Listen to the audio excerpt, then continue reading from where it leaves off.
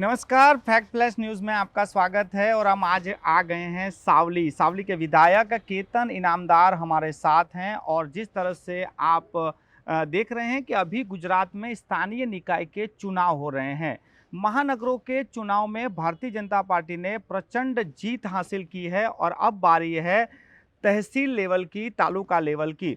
पिछली बार देखा जाए तो शहरों में भारतीय जनता पार्टी को काफ़ी सफलता मिली थी, मगर जो गांव हैं, रूरल हैं, खास करके वडोदरा जिले की बात करें तो वहां की जिला पंचायत कांग्रेस ने जीत ली थी। तो क्या लगता है कि जो रूरल मतदाता हैं वो अभी भी कांग्रेस की तरफ हैं या शहरी विस्तार भाजपा की तरफ है? इस पर चर्चा करने के लिए आज हम खास आए हैं केतन जी के साथ। केतन जी, आपका स्वागत है। पहले तो सबसे पहली बात कि महानगरों का परिणाम तो बहुत अच्छा आया है, अब बारी है रूरल एरिया की, ग्रामीण लेवल की।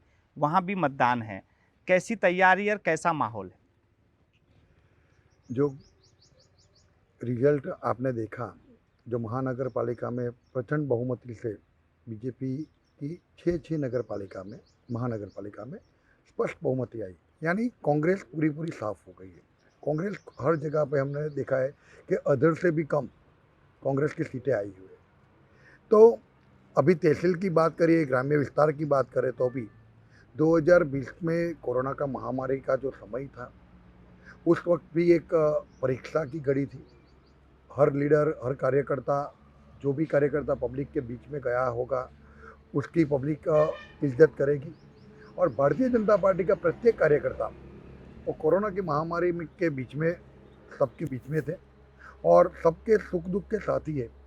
तो जो रिजल्ट शहरी शहरी विस्तार में आया हुआ है, वो ग्रामीण विस्तार में भी आएगा, वो मेरा पूरा पूरा विश्वास है। केतन जी, आप जिस इलाके से आते हैं, कहते हैं कि वो एक समय था, अब तो नहीं कह सकते हैं, पर एक समय था जो कांग्रेस का गढ़ था और कहीं ना कहीं उसकी जड़ें आज भी हैं इस इलाके में। आप अपक्ष निर्दलीय लड़े, फिर बीजेपी में आए। क्या लगता है अभी भी कहीं जड़ें हैं जो फिर से कुछ माहौल बदल सकती हैं? आप जो बोल रहे हो कि पुराने समय में, एक समय था जब पूरा गुजरात, पूरा देश कांग्रेस के पास था। उसमें मेरा सावली तहसील भी कांग्रेस के पास था। लेकिन 2012 में जब मैं निर्दलीय चुनाव में खड़ा रहा, तब बीजेपी कांग्रेस सब कार्यकर्ताओं मेरे साथ जुड़ गए, सब मतदाताओं मेरे साथ जुड़ गए। और उस वक्त से यहाँ कांग्रेस नाम शेष हो गई है। हर चुनाव के परिणाम आपके समक्ष है और हर चुनाव के परिणाम में आपने देखा हुआ है कि परिणाम हर समय हमारी ही फेवर में आता है। मेरे मतदाता यहाँ मेरे मतदाता नहीं है, ये मेरा परिवार है। और हम लोग एकजुट, पारिवारिक, हमारा जो संबंध एकजुट होकर करते हैं, कोई भी काम करते हैं तो एक साथ रहते करते हैं। तो मुझे विश्वास है कि परिणाम यहाँ सावली डेसर तहसील में बीजेपी की तरफे में ही आएगा। आप हो, मधु श्रीवास्तव हैं, करजन के विधायक हैं, डभोई के विधायक हैं, इन पर काफ़ी प्रदर्शन अच्छा करने की जवाबदारी होगी। जिला पंचायत उस बार भारतीय जनता पार्टी की हो गई, कांग्रेस की हो गई थी। इस बार क्या लग रहा है? बेशक हमारी जिम्मेदारी है, पार्टी के लिए हमें भी जो भी करना पड़े हम करेंगे। हमारे कार्यकर्ताओं का उत्साह, उमंग और जोम जो हम देख रहे हैं, उनको हम बढ़ाएंगे। हमारा भारतीय जनता पार्टी की राज्य सरकार या केंद्र सरकार के जो भी काम पब्लिक में, प्रजा में जो हुए, वो हर एक मतदाता जानता है। और हमें विश्वास है कि परिणाम बीजेपी के फेवर में ही आएगा। और हमारी जो जिम्मेदारी है, हम बेशक उसको बेखूबी निभाएंगे। केतन जी, एक फैक्टर देखने को मिला कल, जिस तरह से परिणाम आए महानगर पालिकाओं के, तो उसमें भारतीय जनता पार्टी की जीत की चर्चा है, मगर साथ ही आम आदमी पार्टी बहुत चर्चा में है, दिल्ली लेवल पे चर्चा में आ गई है कि उन्होंने एक नई शुरुआत कर दी है। तो क्या लगता है कि आप जो ये स्थानीय निकाय चुनाव जो पंचायत के हैं और जो जिला पंचायत के हैं, उसमें कांग्रेस को आपको टक्कर देनी है या आम आदमी पार्टी? मैं तो टक्कर की बात करूँ ना, तो मैं सामने कौन है उसकी कोई चिंता मैं मेरे हिसाब से नहीं करता। आम आदमी पार्टी का परिणाम जो आया है, समझ रहे लोग कि भाई वो नई पार्टी है, नई एंट्री है। लेकिन यहाँ तीसरा विकल्प कभी आया ही नहीं है।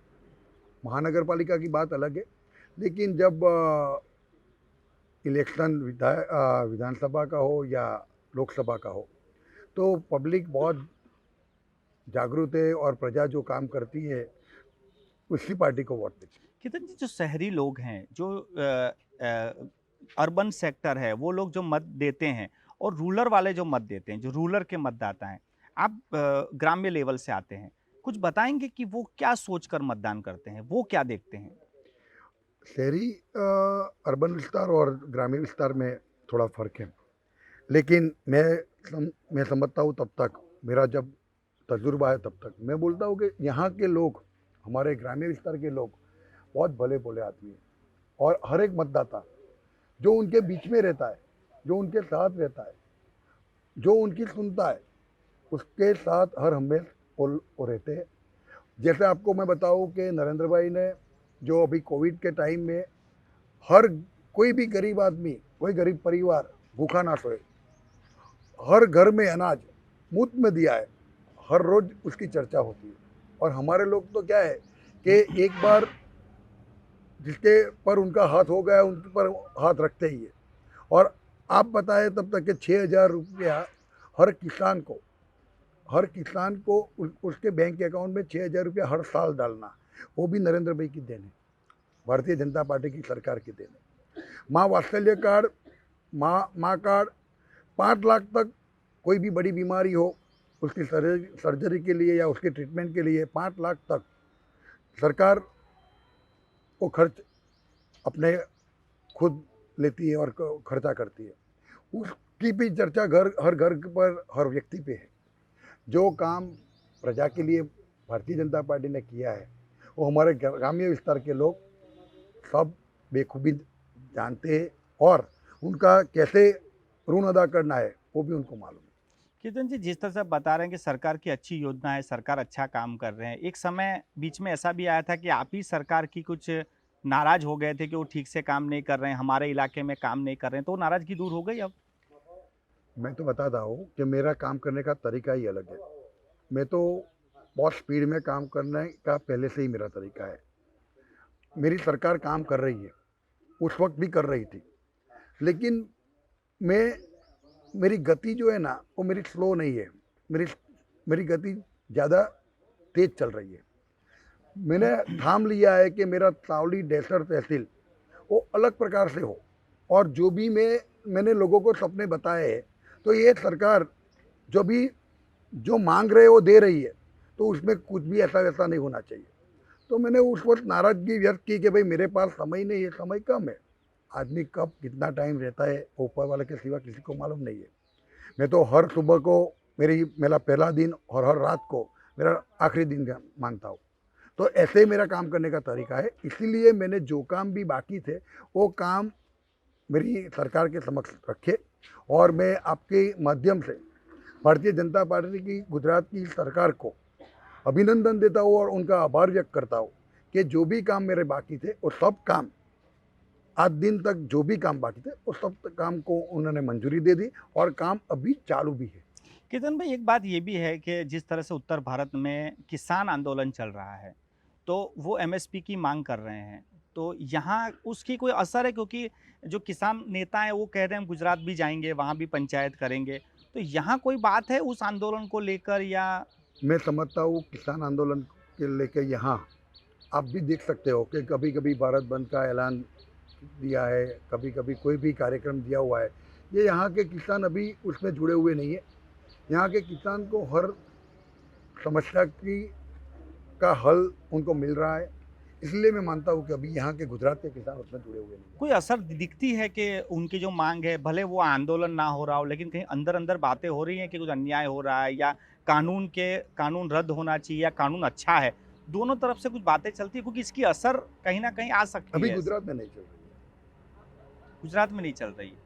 कितन भाई, आखिरी सवाल पूछेंगे कि जिस तरह से डेवलपमेंट की बात है, आप तो आपके काम के लिए जिद पे आ जाते हैं या सरकार से मनवा भी लेते हैं, लेकिन अभी हम जो वडोदरा से सावली आए, काफ़ी समय से एक समस्या है कि सड़क ठीक नहीं है, तो इसको लेकर भी कुछ चर्चा है ऐसा? नहीं नहीं, वो अभी मंजूर हो गई है। यहाँ के तो हमारी सरकार में 7 साल में वो जो भी काम होता है, 7 साल की समय मर्यादा में वो अपने आप हो जाता है, स्टेट का, पंचायत का, जो भी रोड हो। अभी यहाँ टेंडरिंग और सब प्रोसीजर चल रहा है और वो भी काम होने वाला है। बहुत बहुत धन्यवाद केतन जी हमसे चर्चा करने के लिए। और आप जिस चुनाव प्रचार में भी लगे हुए हैं तहसील के, उसमें आपको कामयाबी मिले ऐसी हम प्रार्थना भी करेंगे, मगर साथ साथ ये भी बात मानेंगे कि ये केतन इनामदार हैं जिन्होंने विकास के काम ना होते हुए राज्य सरकार के सामने भी खड़े हो गए थे और अपना जो पद है वो भी कुर्बान करने को तैयार हो गए थे। मगर अच्छी बात है कि उनकी बातें मान ली गई और इनके इलाकों में विकास भी हुआ है। अब देखने वाली बात ये होगी कि जो विकास हुआ है उसकी असर इन चुनावों पर कैसा आता है और जो मतदाता हैं वो किस पार्टी को अपना मत देते हैं, वो परिणाम के दिन पता चलेगा।